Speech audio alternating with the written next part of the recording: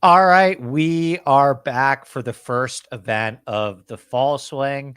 I gotta say, as far as fall swing goes, is probably as good as we're gonna get from a field perspective. In terms of 10 of the 12 players on the American Ryder Cup team playing the Procore, and then we'll also talk a little BMW as well. Um, Great to see you, Logan. How are you doing, RB? How was week one of NFL? I mean, it was great betting wise, but I got murdered. the Browns continue just to piss me off in the most unbelievable ways possible. But yeah, I just got really lucky. I was on the right side of like the Tampa finish, and Yeah. just got a couple of late things. I was on the right side of the Steelers finish.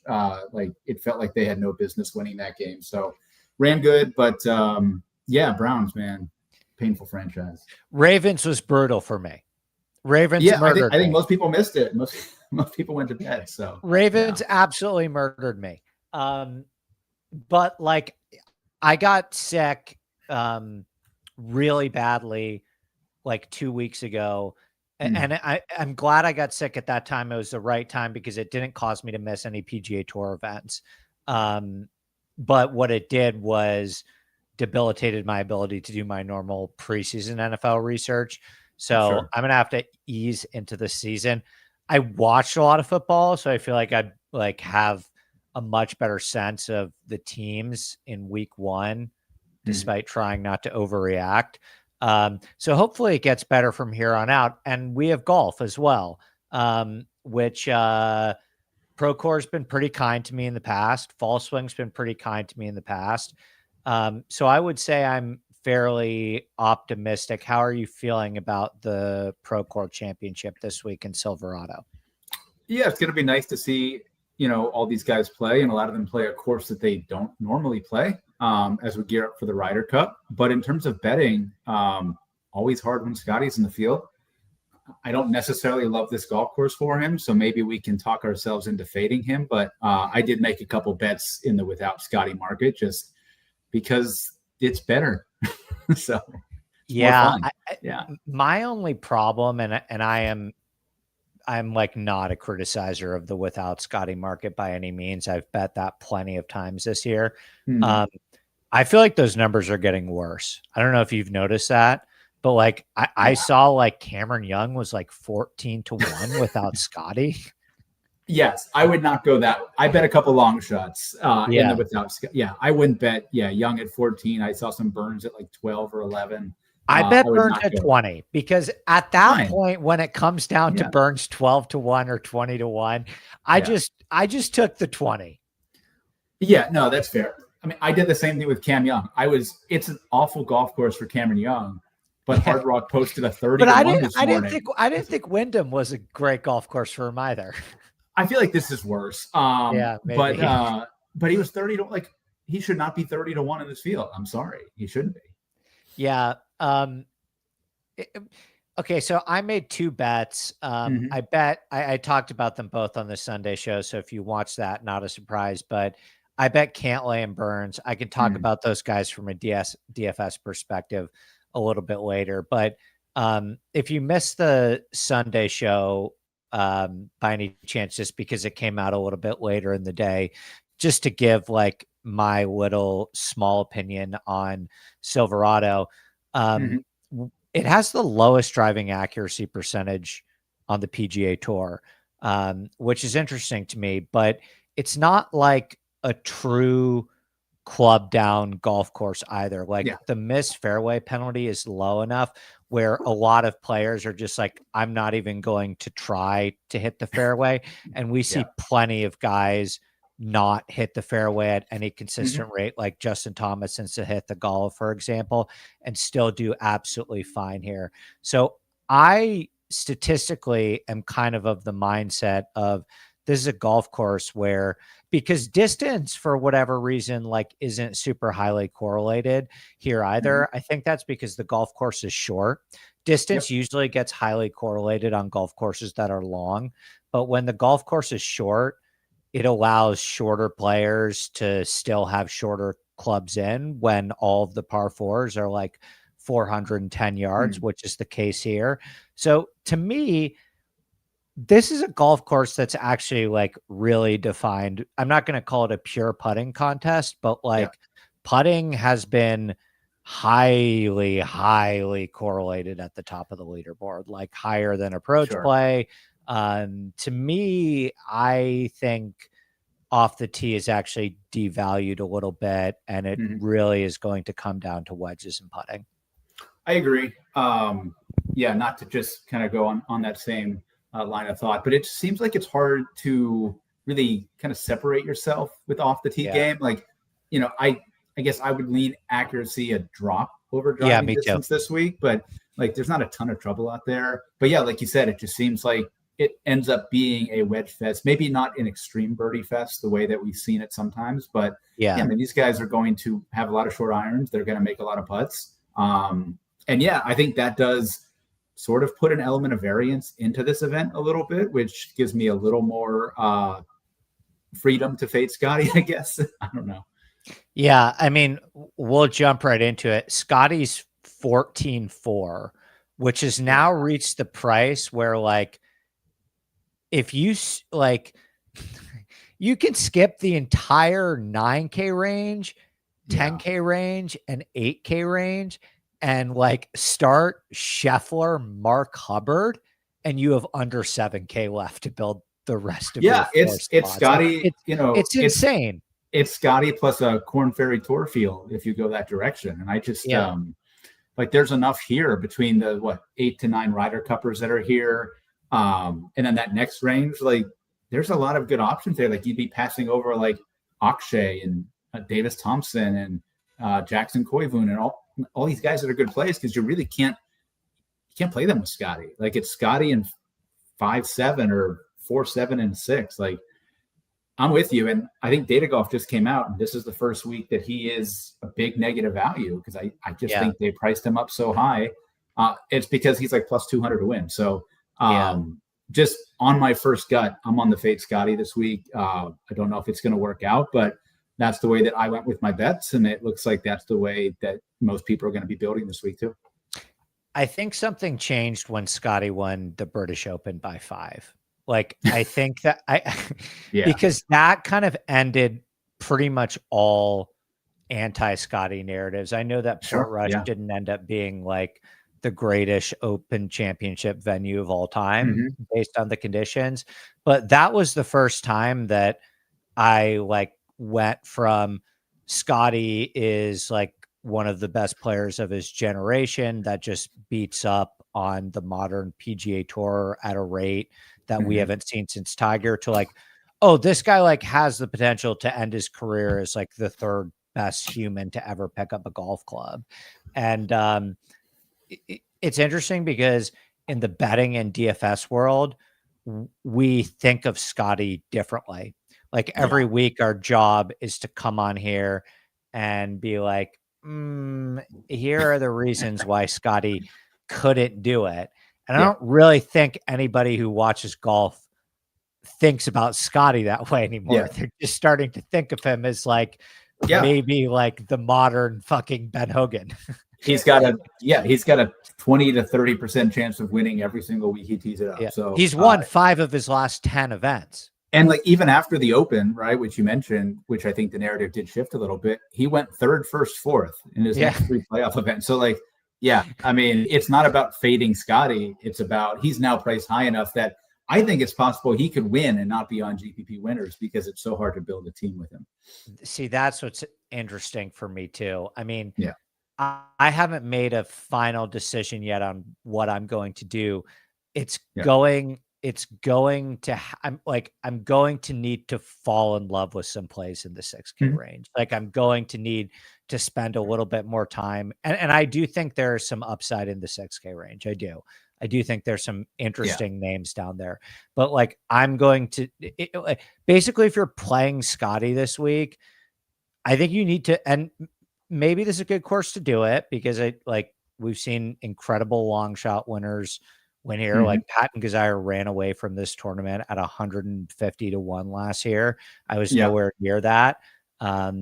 So, it is a golf course that is somewhat conducive to like any type of player winning, but there is no way, in my opinion, to play. Like, I tried to build Scotty Morikawa lineups because You I kind can. of like Morikawa too. Yeah. It's pretty fucking hard. Like, it gets so shaky with your 5th and 6th pick. So anyway, I mean, talk to me about once you get past Scotty, if you're Yeah. not building with Scotty, how would you build? Yeah. So I think there's pretty good arguments for a lot of the guys up here. I know that you bet Burns and Cantlay. I went with the same sort of thought process. Yeah. But with the bigger numbers, I got a 30 on Spawn and Colin Morikawa this morning. Yeah, So I those are like kind of both the of two them. that I went to. Obviously, they have the California ties. Like, I think Spawn is still extremely underrated with how well he's been this year. I do too. Like, I don't think he's a liability in the Ryder Cup at all. I earned a lot of respect for him when he almost won Memphis because he wasn't like totally on my radar in Memphis as like somebody that I played in DFS or was on my card. And I kind of expected him to have a slow end to the season after the US Open. And just like him and Ben Griffin, I just don't think there's any evidence that those guys are just having their moment right now. Yeah, and like, but he's so consistent. He hits so many fairways. He consistently gains off the tee, even though he's not the longest. He's like plenty long. His irons are just super solid every week. Amazing iron player. And we've seen him make a lot of big putts. So yeah, I mean, obviously California ties. He plays here every year. He pretty much hasn't been great every year. But he's played. He has a lot of experience here.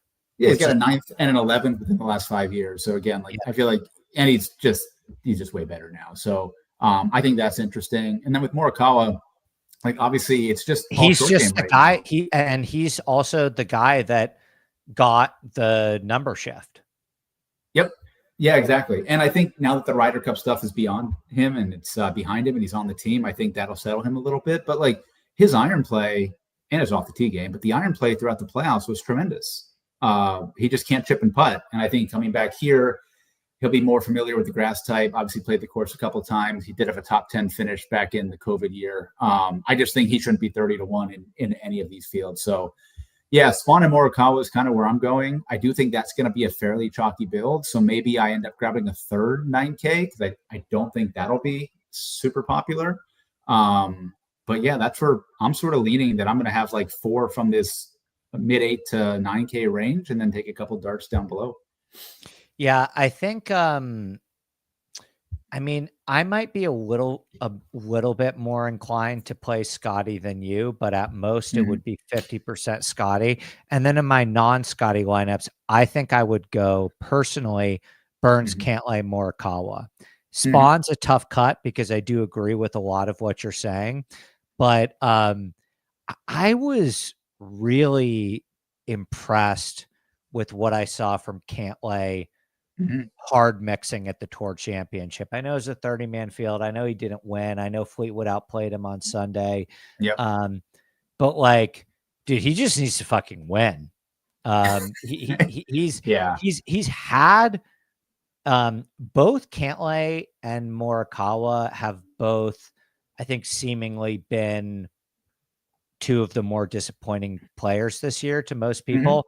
They've also like had some of the best ball striking this year. Like both of them have hit the ball really, really well. And their short game and putting has been well below average. I mean, Morikawa has always struggled with the putter. But Cantlay historically has had times where he's the best putter on the PGA Tour. His putting performance at the BMW Championship at Caves Valley is the best putting performance of the strokes gained era. And he's not been a good putter this year at all. Yeah, it's strange. He putted great in the playoffs, which he did. And that's why I'm so optimistic. Yeah. And again, like these shorter courses out in California, he tends to do pretty well out here. I mean, interesting. Like I know Xander's not here for probably a few reasons, but yeah, like that probably throws a whole wrench in this, the boys trip for Cantlay, and he's got his wife now or his girlfriend and doesn't have Xander and his running mate here. So the just to put a bow on why I'm so bullish on Cantlay, the comp courses that I was looking at, which is like TPC Summerlin, Pebble Beach, Hamilton, Detroit Golf Club, like all these golf courses where off the tee doesn't really matter as much. It's more about wedges and putting, similar agronomy, similar proximity distances. Cantlay's fucking insane. Like Cantlay's been insane at Detroit. He's been insane at Pebble. He's been insane at Summerlin. So that was kind of what I know. He's frustrating as hell. Trust me, I understand. But that's what kind of put me over the edge on Cantlay. So, and then I have to say, like, from a FOMO perspective, like this is a great golf course for Russell Henley. Justin Thomas has played. Justin Thomas has played unbelievable here. And like Russell Henley and Justin Thomas and JJ Spawn, those would be the, and I'd probably do a lot of skipping in the 8K range. That would be the build I'd probably do, you know, if I didn't play Scotty Scheffler. Yeah, it's weird that Henley hasn't played well here because this is, it should be right up his alley, obviously. The thing with JT is interesting. I mean, his iron play just hasn't been good really the last half of the year. So that's a little concerning because you need that here. But yeah, really good history here. I just feel like the courses where JT has good course history always drives up his ownership way more than it should, right? Yeah. So that would be one concern there. But who do you think's higher? Who do you think's higher on JT or Henley? Henley. Interesting. But I think JT's higher than Scotty. I think Scotty is going to be low. Really? Like 20%? Yes, I do. It's just so hard to play him. Yeah, I think, do you remember what he was at the Open? It wasn't crazy by any means. I think it was, I don't remember. No, like there were some weeks where he was like in the low 30s. But really he's been in the 50s and 60s and most stuff since. So yeah, I just don't know how you can build that many Scotty teams. Like for people who build 150 teams, like any optimizer, it's probably going to give you like 10% Scotty. You really think so? I mean, you understand the optimizer game more than I do. I don't build with optimizers or projections, but that's fascinating because optimizers in the past have often led towards Scotty, but it seems like the price is so high at this point that the best player that you can comfortably play with Scotty is somebody maybe in the low 8s, like Grazerman, I guess. Yeah, like unless you want to play 3 guys in the 6s. And I mean, honestly, I'm all for bargain bin guys. And I couldn't find 3 guys in the 6s that I felt comfortable with, so. Okay, talk to me. I feel like we've done enough on the 9s. Talk to me about the 8K range. Yeah, lots of good names here. And I don't think this range is going to be super popular based on what we just talked about. So, you have Max Homa with the course history, but I don't think anybody trusts him.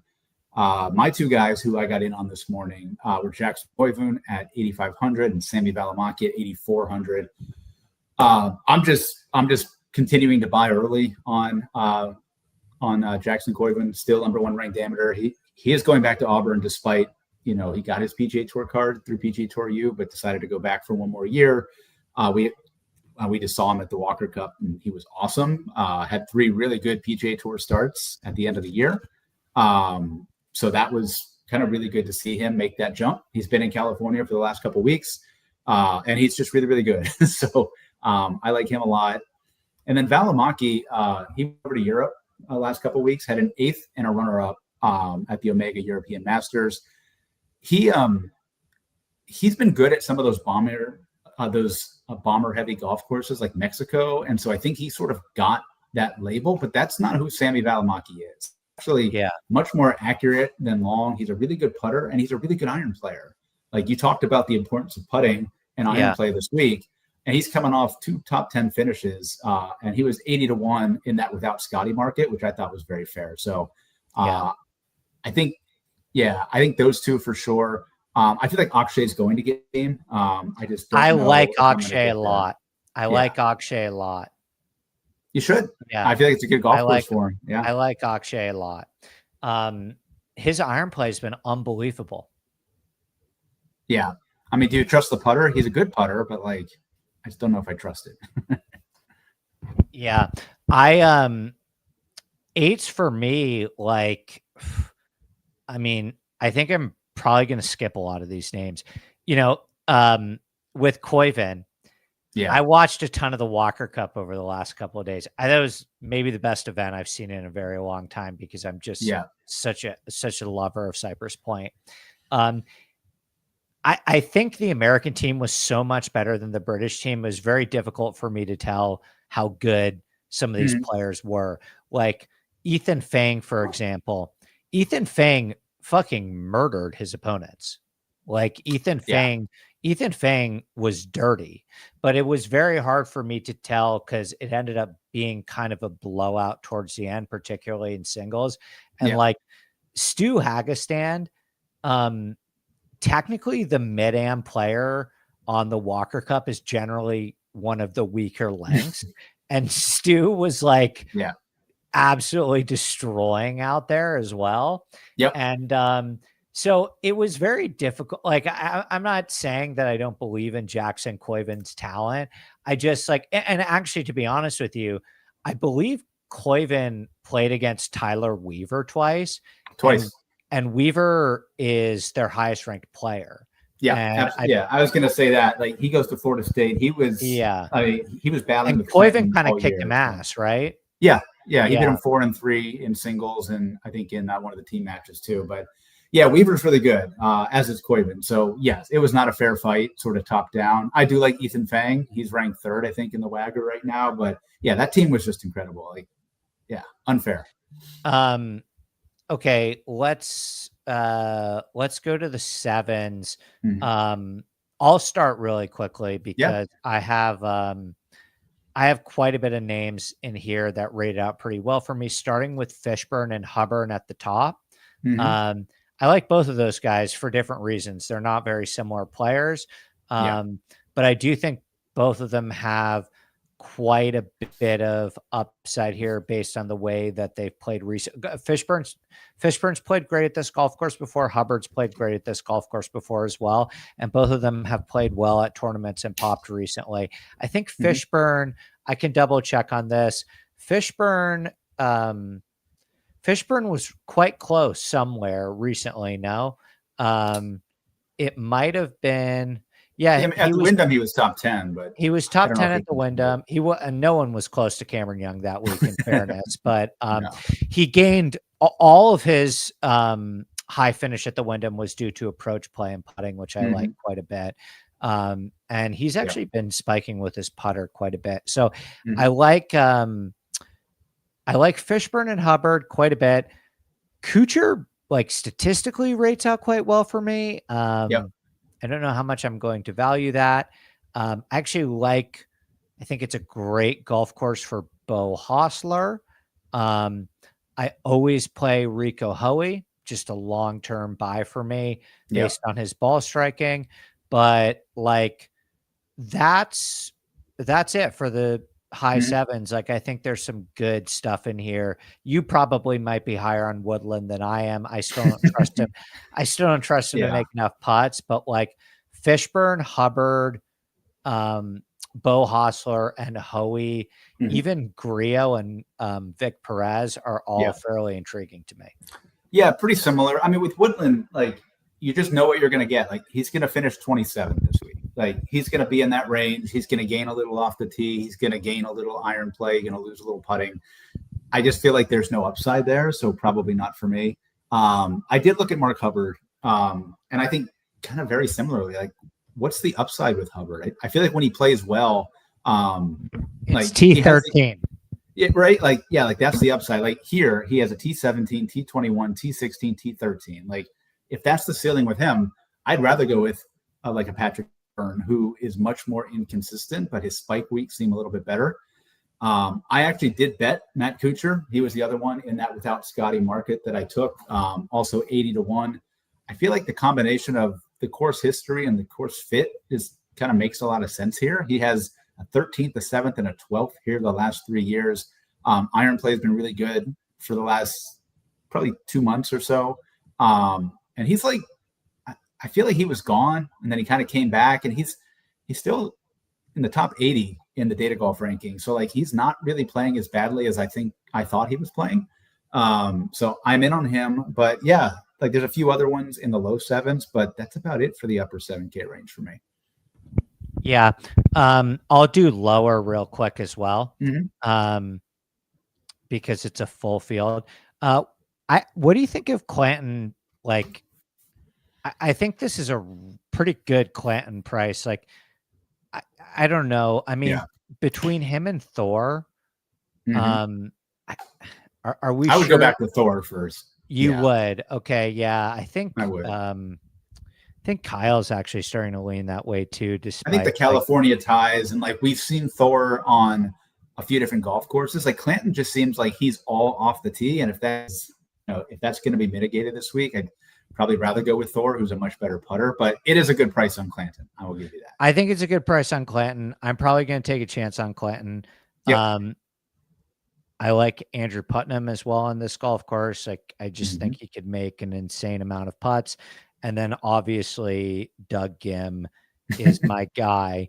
Who also can't make any putts. Yeah. I gotta say, on tour. I gotta say, no, that's my, I gotta say, I don't think this is a terrible buy spot for Tom Kim. And Mackenzie Hughes, by my numbers, has been like the best fall swing player over the past 5 years. Like, it was Mackenzie Hughes is really excellent during the fall swing. It was jarring to see Tom Kim at like 150 to 1 this morning in a field like this. But a couple of those guys I certainly see the vision with. I'm definitely willing to take some chances here. Like Cam Champ has won here and then like missed every other cut. But he was low-key pretty good the second half of the year. And he was like 150 to 1 as well. I wouldn't bet him, but I feel like at this price with birdie making upside, Champ makes a lot of sense. On that same note, I mean, Benny On is down here. He was really struggling. But again, like, I know we all believe in the talent. He's gone to a new putter now. He's not with the broomstick anymore. So like, if that just suddenly flips and works, Benny On at this price, or like 150 to 1 in this field, is just going to look wrong. And then the last guy who I did bet actually 150 to 1 with 6 places is the chairman, Billy Mao. I don't know why he was 150 to 1. Like, he was just playing a lot better than that. Like, he's better than these guys. He had the win. He backed it up with the top 10 at the 3M, made the cut at the Wyndham. I believe in his talent. I feel like he should be in the upper 7s and probably like 80 to 90 to 1 in this field. So he was the last guy who I'm certainly playing this week. For Ben, real quick, I would agree with Bo and a little bit Tom Kim, but I don't really like the golf course fit for Keith Mitchell. Any thoughts on Mitchell? I think he's done okay here. If I remember looking, he is like, he hates these West Coast greens. Like, he's very open about that. He did finish 12th here last year, but he does really like Pebble. Yeah, I think it could Pebble's be very for the unique. Food. Yeah, Pebble's very unique too, with how small the greens are and things like that. But this doesn't scream Keith Mitchell. So, I do like Bo Hostler quite a bit, though. Okay, let's finish up with the 6K range, and this will be a very important range to people if you're playing Scotty Scheffler. So let's try and find at least 1 or 2 diamonds in the rough here. Yeah, I mean, I would not go very far. It's kind of like, I would not go down very far in this range. I think the 2 that sort of stood out to me. So one is Adam Svensson. I just have a problem with Adam Svensson. I just play him every week. He also can't putt, so like kind of fits that mold very well with Doug Gim and Rico Hoey. But he has actually putted well here, and he's been really good around the greens here. So he finished 12th in 2023 here, finished 13th last year. Probably a pretty safe bet to at least make the cut. So that was interesting. And then I still believe in the talent on Isaiah Salinda. He really had a horrible back half of the year, marred by some injuries. Just going to hope that he's healthy. He's a California kid. I I just think I'm going to buy the talent. And then maybe kind of the same idea with Carl Phillips. Again, not a great golf course for him, but I'm just going to buy the young guys from California or who went to school in California. But that's really it for me. Yeah, I can briefly give you the guys for me that popped. I think David Lipsky at 6.9 is a little undervalued based on the fact that he finished runner up here and also like has almost won PGA Tour golf tournaments in the last couple of months. He's in that John Deere playoff now, or at least finished runner up there. Almost won the John Deere. Yeah, one behind the playoff. Yeah. Yeah.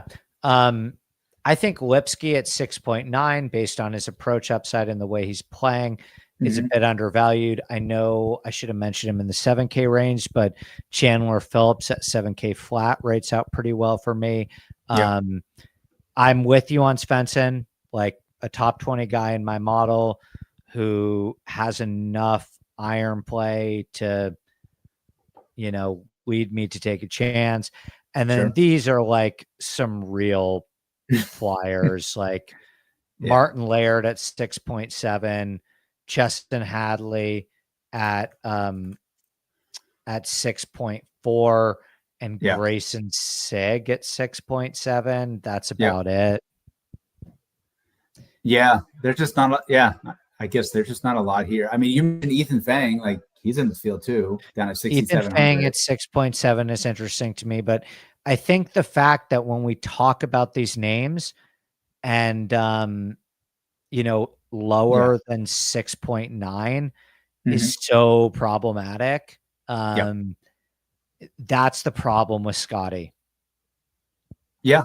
I have zero confidence in any of these guys, let alone playing 2 or even 3 of them in a lineup trying to make Scotty work. So, it's very difficult.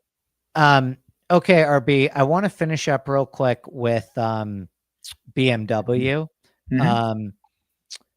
So talk to me very briefly about the golf course and if you've made any bets. Yes, I've made some bets. So the good news is it's a golf course that we've seen for many, many years. So really no secret. Wentworth, right? Wentworth, yeah. Nice Parklands layout, some water sort of going through it. But it's your typical kind of plotter's course, right? You got to drive in the fairway, very heavy iron play, short par 72. So like there's a couple automatic birdies on the par 5s, including the 18th hole, which always leads to a little bit of fun. I mean, just recently, we've seen Billy Horschel win here twice. We saw Ryan Fox here, Shane Lowry, Tyrrell Hatton. It is not the type of course nor the type of field where you're going to see a long shot winner.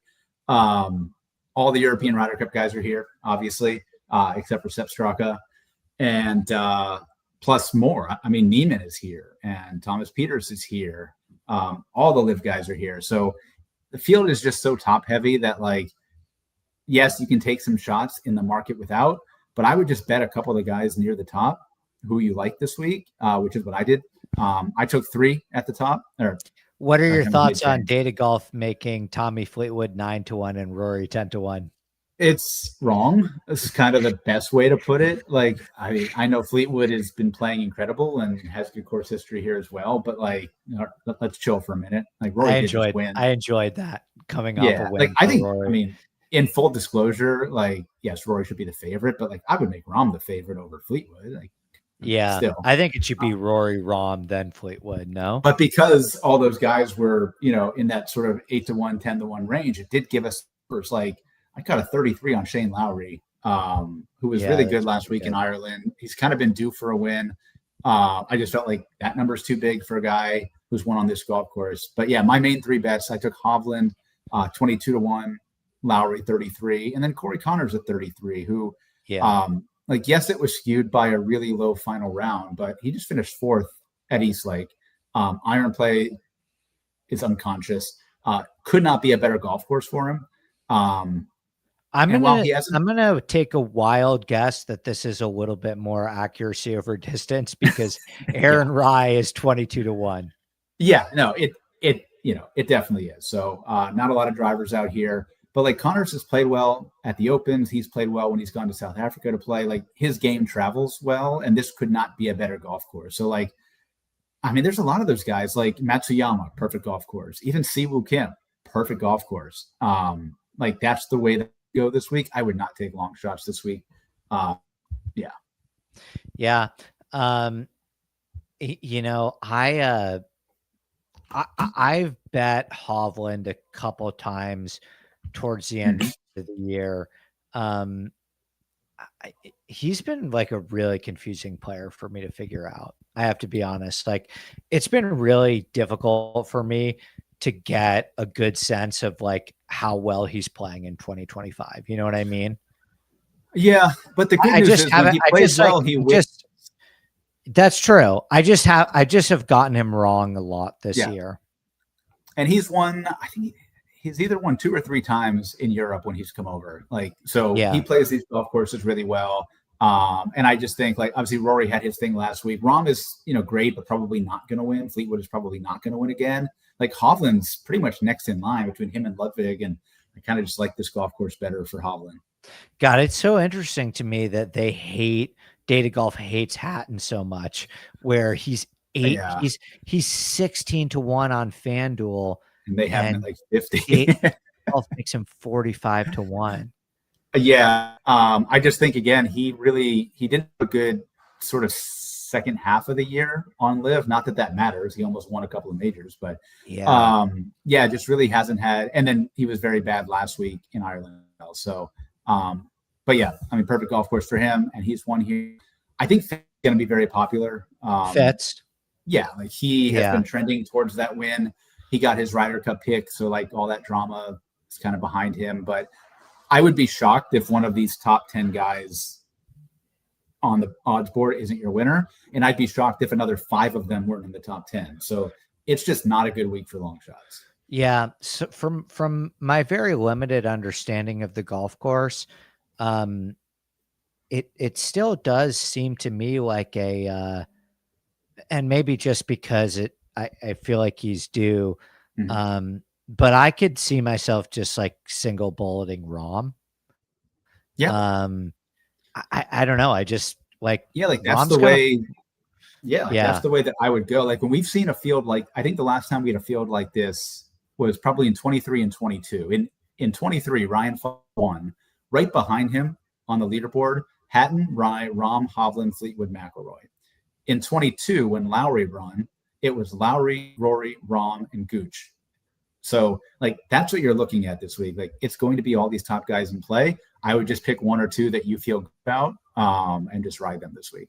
Do you think this is a bad golf course for Rory because it might be a little bit more accuracy and iron play over driving distance? I mean, it does take driver out of his hand, but like we've seen Rory he's okay with that. Look at the golf courses that he's won at this year. I mean, it's crazy. Like he, outside of the Masters, he won fucking Pebble. And he hasn't won here since 2014, but since 2018, he's gone 2-9, 2-7-2 here. So like, he's just always in the mix. He's playing great after last week. Like I can imagine Rory will be in the top 5 this week. I'm happy to take him on. So, So Ben, that's probably pretty viable. I mean, I would slightly lean Rahm single bullet over him, but it seems like this is at worst a fine golf course for Rory. Okay. No further questions from me, sir. I will see you in the Discord. Let's have a good week. Anything else for you this week? Do you post your NFL picks on Twitter or just in the Discord? Just in the Discord, I'm not. I don't need to post anything like that publicly. but yeah, we do have plenty of golf this week. We have Korn Ferry Tour back this week also. So it'll be fun. They start their playoffs. So awesome. Yeah. Well, great job as always, my friend. And I guess we won't. Is there even DP World Tour next week? There's no PGA Tour. I think they have one more event. Yeah. Okay, we'll talk about it, and obviously the Ryder Cup will be a big one for us as well. Yeah, we'll have a preview show for that. Yeah, absolutely.